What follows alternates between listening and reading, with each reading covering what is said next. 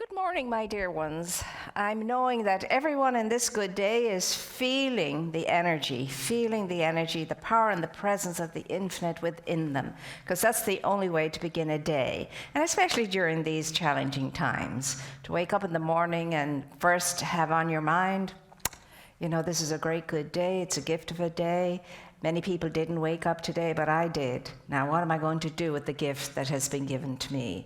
And so the first thing we do is take a deep breath and just welcome the new day and make up our minds how we're going to be in it. And things, will be just amazingly different for the rest of the day when we remember to do that. So I invite you all to do that. So we're going to just center ourselves now, so that we can let go of all of the things out there, let go of all the things that weigh upon us, let go of the outer world trying to be that which we focus on. And in so being able, we will indeed get a deeper sense of who and what we are and what life is. What could be better? So join me in taking a conscious, connected breath as we together, as one whole energy, experience that wholeness, that fullness of being, and in so achieving, raise up the consciousness of all life. So this is what you and I can know right now. Not only is there a power for good in the universe greater than I am, and greater than everything is, but that power and that presence fills me, lives through me, thinks through me, feels through me, does through me, is me in its own unique and individualized material form. And how do I know that this is happening? Oh, divine presence. This is what I'm knowing about myself, that I make myself available. I make myself available to just being still so that I can get quiet, so that I can know, feel palpably the presence and the power of divine energy, of pure energy, of essential energy, which is the true essence of my being. And that just means being peaceful enough and open enough and receptive enough to be in the conscious awareness of the moreness of my being and the presence of the Creator, living and moving and having its being by means of me if I'm awake enough, alert enough, accommodating enough for this to happen. For the divine power, presence, and essence, the life, the light, and the love that it is, does not impose itself upon anything or anyone. It must be invited. So I'm inviting that great power and that great being now to come up from within and express itself out through me into a world that is so desirous of wholeness and healing and fullness and goodness and kindness and unity and harmony and oneness throughout the earth and everything and everyone pertaining to it. So I allow myself to be that portal through which the infinite can express itself in its healing essence, its unifying essence, its giving essence, with hearts and minds open and receptive to receive, so that we may indeed be one in mind, in heart, one in the union of spirit, one in life, one in light, one in love, one in peace, one in unity, one in harmony, one in caring and sharing, one in the sense of an awareness of the great presence, the great I am presence, whom I am inviting to live and move and have its being by means of me, in the way I think, in the way I speak, in the way I feel, in the way I show up, in the way I am. And what I know for myself, I know for every person on the plane and throughout all of creation and every living thing, the very same awareness. And I'm grateful, truly thankful, to be awake enough to the desire that I have at this level of awareness. And I know it expands until that's all I know: unity, harmony, and oneness. I send forth what I know now into the cosmos and beyond, knowing it's already received, responded to, and is unfolding, as I, in great faith and deep gratitude, say, and so it is, and so it is. So, my dear ones, it's a joy to be with you in the sanctuary on Wednesday mornings, casual Wednesdays, and welcome to everybody who's here with us. And if anybody's here for the first time, you're so welcome. And I trust that having liked what you have been exposed to here, you may come back and visit us again and maybe bring a friend or tell a friend. So here we go. What happens on a Wednesday morning, it comes out of whatever my spiritual practice reveals to me by means of an invitation to Spirit to show up and, let us know what we need to be focused on. So again, it brought me back. I thought it was going to be more about the Ernest Holmes Sermon by the Sea, but it turned out to be a return back to the book called simply Awareness, by Anthony de Mello. And it's one of the hardest books that I read, because I always revisit it, because it really is very clearly stated, and there are no frills at all in it. It's just, here's the hard truth, ma'am, and you make of it what you will.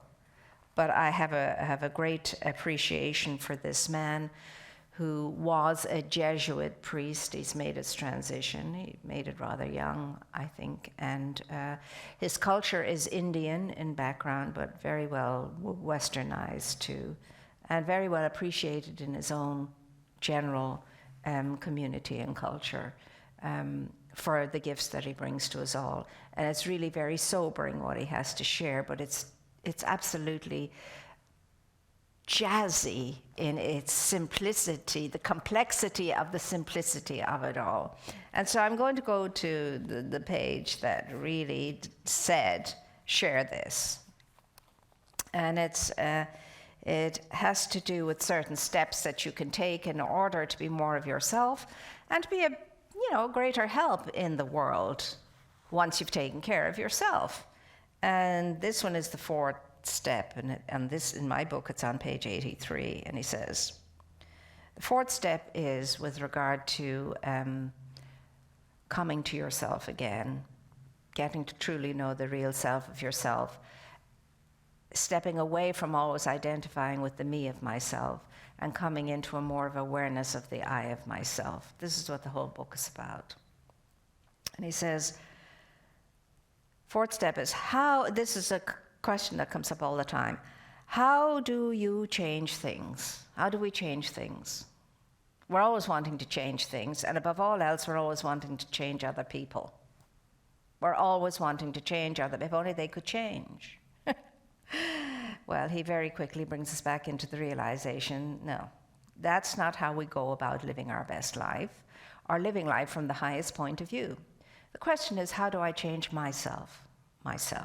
So he goes on to say, how do you change yourselves?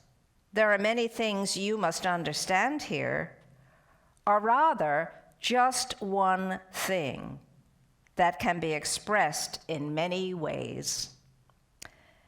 Imagine a patient who goes to a doctor and tells him what he is suffering from. And the doctor says, very well then, I understand your symptoms. Do you know what I will do? I will prescribe a medicine for your neighbor. That should take care of things. And then the patient replies, well, thank you very much. That makes me feel so much better.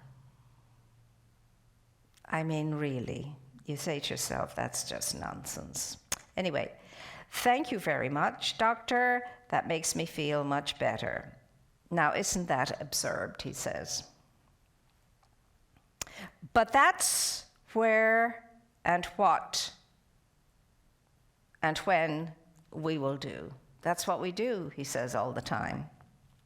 Again, it's like the old cliche, it's taking the poisonous medicine and thinking the other person you don't like will die.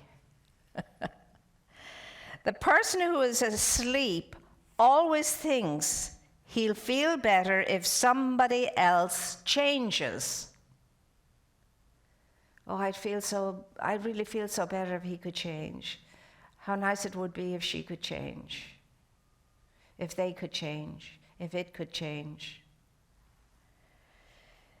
You're suffering because you were asleep, but you're thinking, how wonderful life would be if somebody else would change. How wonderful life would be if my neighbor changed, my wife changed, my boss changed, the weather changed, something changed. Well, you and I know that that just does not work out, because when we have desire that, and even when other people or things have changed, we still feel as miserable as all get up, because we haven't changed, have we? Mm-mm. And as we say here, our common cry here is, for things to change, I have to change. We say that a lot. But I wonder how many of us apply it, assimilate it, and move on it. We always want someone else to change so that we will feel good. But has it ever struck you that even if your wife changes or your husband changes, what does that do for you? You're just as vulnerable as before. You're just as idiotic as before. You're just as asleep as before. And as I say, he doesn't hold his punches. As I say, he's the one that said he would like to write the book called I'm an ass, you're an ass. We're all asses. Compared to I'm okay, you're okay, we're okay. And he says, when you get to that stage, life is so free. I'm a fool, you're a fool, we're all fools. What else do you expect? Don't worry about it. At first, I was very first time years ago when I read this book, I was kind of getting a little affronted at the business of I'm an ass, you're an ass, because that was the antithesis of what it was to be spiritual, to be pious. But actually, if you think about it, it's a very freeing thing, because what we're saying here is, listen, I sometimes get things right and I sometimes get things wrong. I sometimes make mistakes, and sometimes I don't make mistakes. But hey, it all works out. And previously, on another page, quite near this one, if I can find it, because I want to use his words to share this, he also says, he says here on page 59, the three most difficult things for a human being are not physical fears or intellectual achievements. They are, first, returning love for hate. Second, including the excluded, and third, admitting that you are wrong. How many people do you know in your life that can easily admit they're wrong, or indeed yourself? It's a good question to ponder. Simple, but a good question to ponder. He says, you are the one who needs to change, who needs to take the medicine. You keep insisting, I feel good when I am right. I feel good when I am right, when the world is right. And then he says, wrong. The world is right because I feel good. That's what all the mystics are saying. It hasn't to do with anything going on out there. It's like, when people first fall in love, everybody says, oh, he must be in love, she must be in love. Because they're looking through the rose-colored glasses. Everything is okay. Things that mattered before don't matter anymore. You get away, in their presence, you'll get away with things you never used to get away with before because they're in love. And all is well. Because somebody else is responsible for them and their feelings and their moods.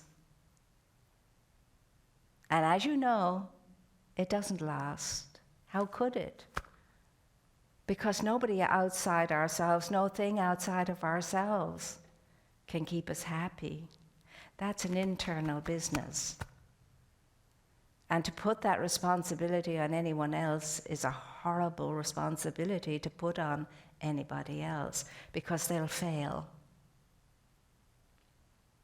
Because it's not their job. That job is your job. That job is my job. And he goes on in the book to say that happiness is not all the things we say success is. And when we say I'm a success, or I've made it, or I've accomplished, or I've achieved, I'm the chairperson of this or that or the other, or I've won the lotto or whatever. He says that has absolutely nothing to do with the I of you. That's all about the me of you. Nothing to do with the I. I knows nothing of success. I knows nothing of the joy that somebody gets from winning the lotto or whatever that is. There's none of that in the I aspect of our being, which is the higher aspect of our being, which is the essential essence of our being, which is the unified, whole, integrated I am that you and I can achieve. That you and I can achieve. The great ones tell us that, and Jesus above all else said, what I've done, you too can do, and greater things than I have done can you do. Well, how could you do greater things than Jesus? Well, you go beyond the kind of consciousness that he achieved. And I'll challenge anybody to do that. And everything is there before us. Everything of good is there before us, for you and for me to express and to experience. That feel-good stuff only lasts for a time. Any feeling is going to only last for a time.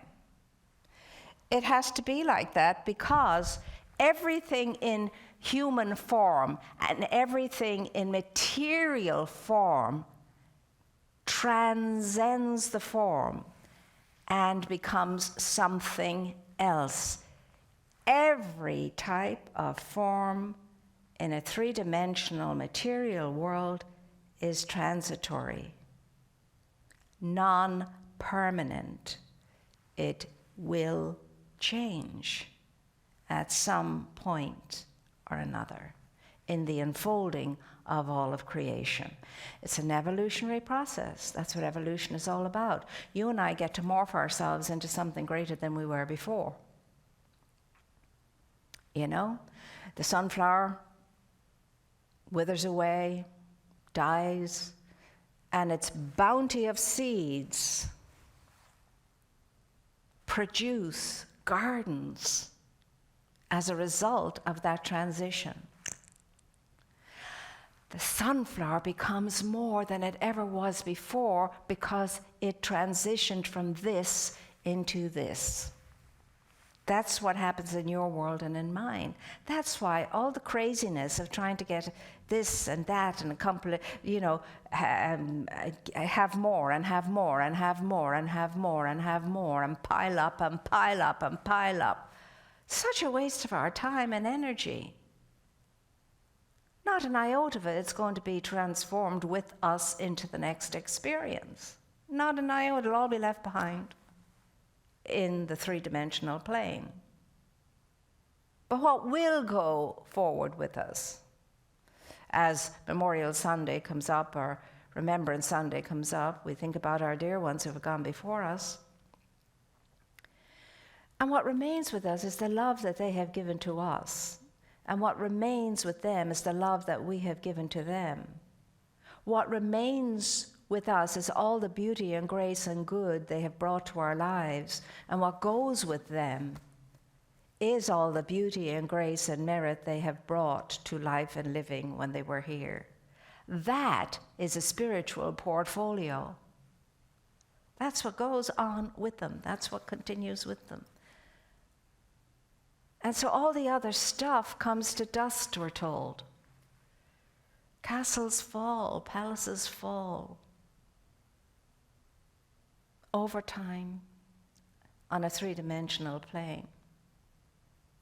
So what is important for you and what is important for me at this moment, right here and right now? What is it that's important? What do you value most? What do I value most? What are my priorities right now?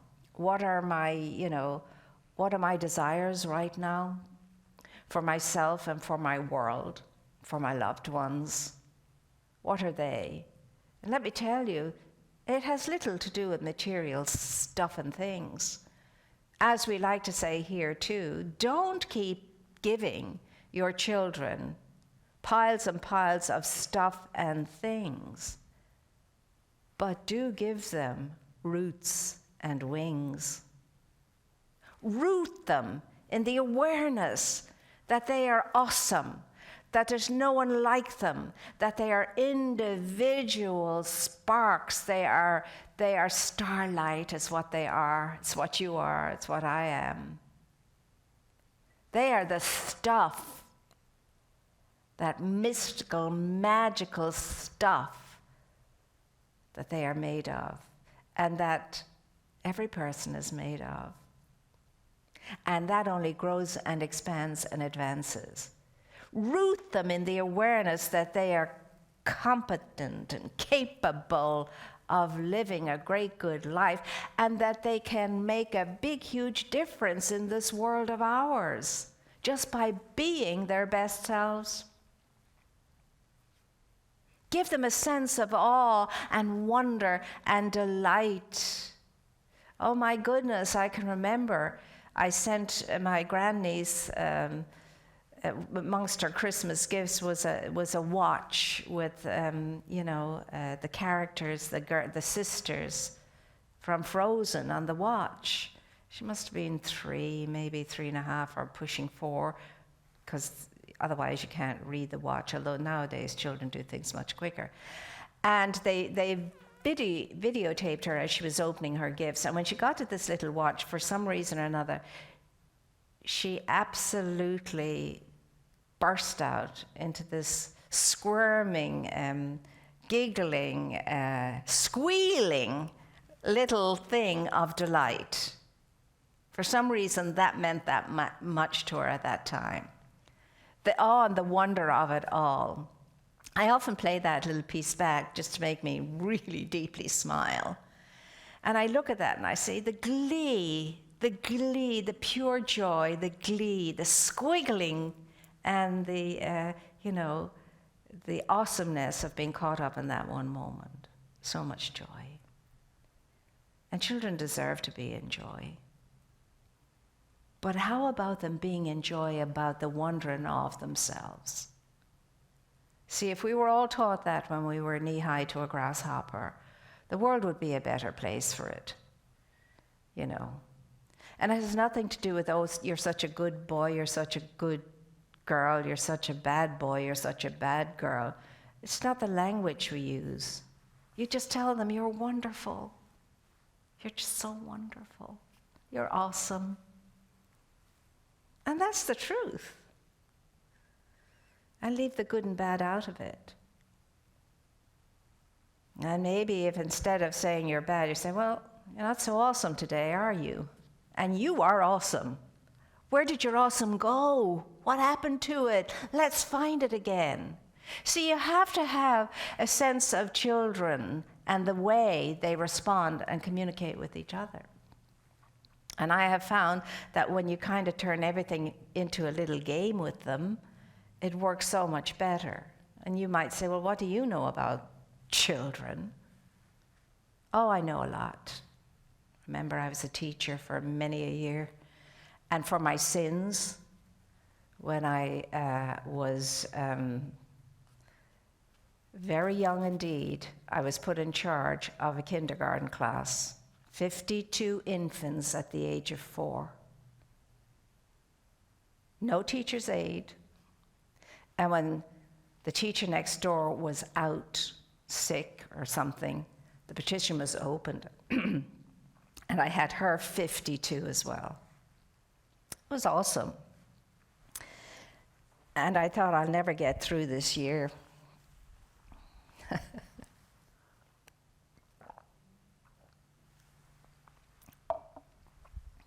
But I did. And I learned so much from those little ones. And I remember what I learned to this very day. I tell you, there's nothing like the wonder and awe of a child. Excuse me. This happens regularly, as my people will tell you, because Freddy the Frog visits me. So it's not a cough, a cold, or anything. It's just Freddy the Frog. And as yet, I haven't ascertained why that is so. But I've been working on it. So anyway, I learned from the children what awe and wonder truly is. And remember this. The child in you has never faded or gone away. It has not. It's as vibrant in you as it ever was, that energy.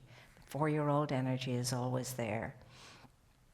And your life and my life would be the better of it if we let it come out and play at times, or if we let it come out and giggle at times, and squeal at times, in awe, in wonder, and in delight. Now, it's a challenge for us to find a way to do that in today's climate, but we can, and we must. We just must, because that's healing. Laughter is the best medicine. Joy is the best medicine. And understand this one last thing I'll leave with you. The more I dig deeply into it, the more I realize that spirituality has absolutely nothing to do with struggle and strain and efforting. It's devoid of that. Spirit is the first word.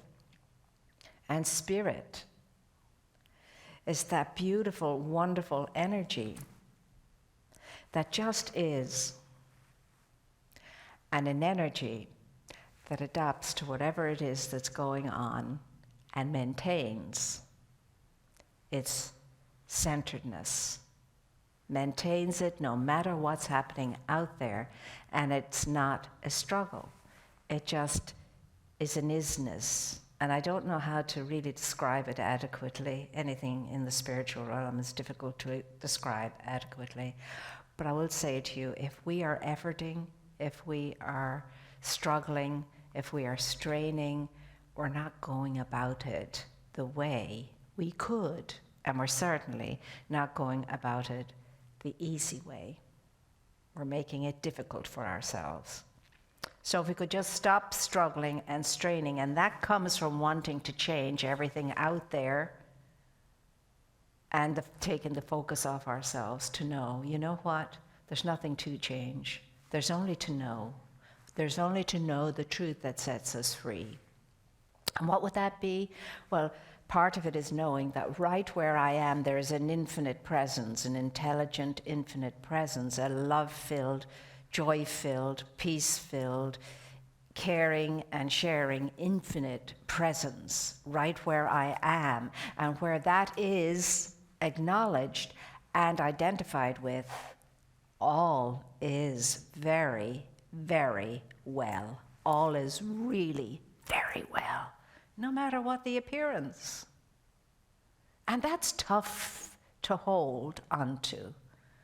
But the more we do and the more we succeed with it, the more easily it will be able to have that effect on us. And soon, we won't have to strive or struggle or effort at being ourselves. It will become natural to us, as it already is. So let's pick our spirits up as we go forward now into this season of what we call the holiday season coming up, a season whereby we're focused more on peace and love on earth, and we're focused on more giving and taking care of others. Let's not wait for it to be declared the season. Let's do it from now on in. Yes, especially in this week of election mania. Why not start now? Think about that beautiful energy we could be spreading out there right now, right now. Why? Because you and I know that the power, the only one power, is the power of the infinite being, and that's in charge. No thing and nobody else is in charge of anything. That's in charge. And throughout human history, we've come through all kinds of travails, always. And so it will be on this plane until the plane is realized, until the plane becomes a world of serenity, as it was meant to be. It's not going to happen if you and I first don't become that serenity. So let's do that. Let's do that. Let's feel that 4-year-old in us, and its awe, and its wonder, and its glee, and its giggles, and its delight. Let us do that. And remember, what we focus on, we magnify. What we focus on, we empower. What we focus on, we multiply. So let's keep our focus on where we want to be, what we want our lives to be, and what we want to see out there in the world. Let that be the focus. Remember the teaching. Take your mind off your problems and put your mind on your good, God, your good, your source, divine providence. And then, if that's consistent, everything works out. But take not my word for it. Test it out yourself. And remember, you are, whether you know it or feel it or like it or not, that point of absolutely awesome and a beyond cosmic point of power and light and energy through which the infinite has chosen to express itself in all of its magnificence if you give it an outlet through which it can express itself. Because you are its image, you are its likeness and form. And so that has to be a comfort and a consolation to know I'm not the me of me, I am the I of me. And so have a great good day, and I'm going to challenge us all to make a difference in someone else's life today in some way. And now we're going to have our little ceremony of abundance. I love the opportunity to do this. Whenever I give anything, I endeavor to make myself conscious of the givingness and what it represents. It means if I have something to give, I have enough. And the enough is always plenty, regardless of what it is I'm giving. If I give something of service in some way, I'm giving it because I have enough love in me to be able to do that. And if I give some physical thing, I give it knowing I have enough from which I can give it. And if I give financial support, it's because I know I have enough as far as finances are concerned. And that enoughness for me is always what I know to be plenty. And that's the way it is once I know it. So let's take our gift between our blessing hands and say, oh, divine love consecrates my gift. It goes forth to heal, to bless, and to prosper all those who give and all those who receive. I rejoice in the sharing of my good, and I release my gift with love. And so, my dear ones, go into this day feeling upbeat no matter what. And please release all the ailments, whatever they might be, release them into spirit. And then they go back into the nothingness from whence they came. Whatever that ailment is, big or small, if you and I can just really let it go, even though it's in your face real on a three-dimensional plane, things can be otherwise.